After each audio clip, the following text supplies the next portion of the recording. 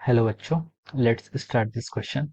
So this question says, how is a vector represented? Illustrate with an example. Vectors को हम कैसे represent करते हैं और उसको हमें किसी एग्जांपल से इलस्ट्रेट करना है। तो देखिए ये जो क्वेश्चन है, इस क्वेश्चन का आपका की कॉन्सेप्ट है, ये क्या है आपका वेक्टर से रिलेटेड है।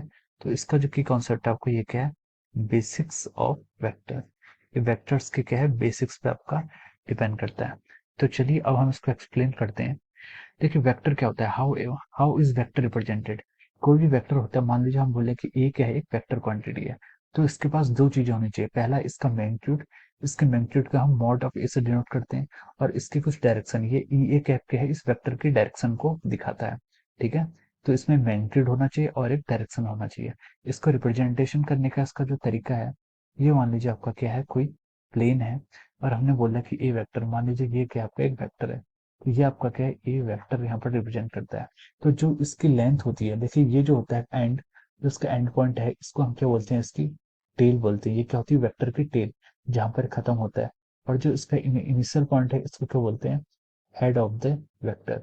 ये इसका वेक्टर का हेड है, और ये सॉरी ये वेक्टर का क्या है, टेल है, और ये क्या आपका वेक्टर का हेड है। और जो इसकी ये जो लेंथ होती है, लेंथ क्या डिनोट करती है, इसका मैग्नीट्यूड। जो भी वेक्टर की आपका क्या होती है, लेंथ होती है, लेंथ डिनोट करती है वेक्टर का, मैग्नीट्यूड डिनोट करती है।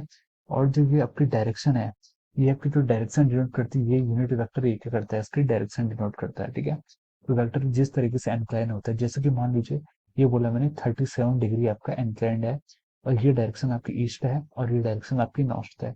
तो अगर हमें इस वेक्टर को यहाँ पर रिप्रेजेंट करना हो, तो हम बोलेंगे वेक्टर ए को अगर हमें रिप्रेजेंट करना हो, तो हम इसे बोलेंगे magnitude of this vector is mod of A. Mod of A इसका मैग्नीट्यूड है, और डायरेक्शन अगर हमें इसकी स्पेसिफाई करनी होगी, तो हम इसकी डायरेक्शन लिखेंगे vector vector A vector with 37 degree with respect to east. East की रिस्पेक्ट में इसकी कितनी है, 37 डिग्री इसकी है, क्या है, डायरेक्शन है। A vector A with respect to 37 degree with respect to east, और ये आपकी डायरेक्शन को हम यहाँ पर डिपेंड करेंगे, ये क्या आपकी एंटी क्लॉकवाइज हम इसको यहाँ पर रिप्रेजेंट कर रहे हैं। ठीक है, तो ये हमारे वेक्टर होता है। तो वेक्टर के पास क्या होता है, आपका मैग्नीट्यूड भी होता है और डायरेक्शन भी होता है। उसका मैग्नीट्यूड उसकी लेंथ की एरो दिखाता है। मान लीजिए ये एक वेक्टर है, ये हमने बोला ए वेक्टर, ये क्या आपका ए वेक्टर है, जो आपका राइट साइड को क्या कर रहा है, पॉइंट कर रहा है, ये आपका पॉइंटिंग टुवर्ड्स राइट डायरेक्शन। अगर हम बोलो आपके पास 2a वेक्टर, तो 2a वेक्टर जो होगा, इसके मैग्नीट्यूड के उसकी जो लेंथ होगी ए से, वो क्या होगी, इसकी डबल होगी। तो ये क्या हो जाएगा, इसका डबल, और it is pointing along the same direction right. और ये भी क्या कर रहा है, आपको राइट डायरेक्शन की तरफ, क्या कर राइट डायरेक्शन की तरफ, इसकी भी क्या है, डायरेक्शन है वेक्टर की। अब देखिए, जैसे मैं आपसे एक एग्जांपल लेता हूँ। जैसे मैंने बोला कि किसी क्वांटिटी में फोर्स लग रहा है 2i cap plus 3j cap Newton.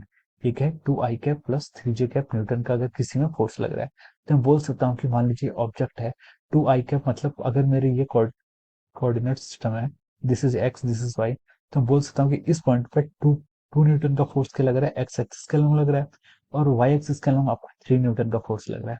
तो इसको हम 3 न्यूटन का लिखेंगे। तो देखिए इन दोनों की लेंथ में थोड़ा सा डिफरेंस है। 2 न्यूटन की जो लेंथ है वो थोड़ी कम है, और 3 न्यूटन की जो लेंथ है वो थोड़ी ज्यादा है। ये जो आपकी डायरेक्शन है, ये आपके एक्स एक्सिस के अलॉन्ग पॉइंट कर रहा है, तो इसलिए हमने इसे वो आई कैप बोला था। और ये आपका 3 न्यूटन है, ये वाई एक्सिस की तरफ पॉइंट कर रहा है, तो ये क्या हो जाएगा, जे कैप हो जाएगा।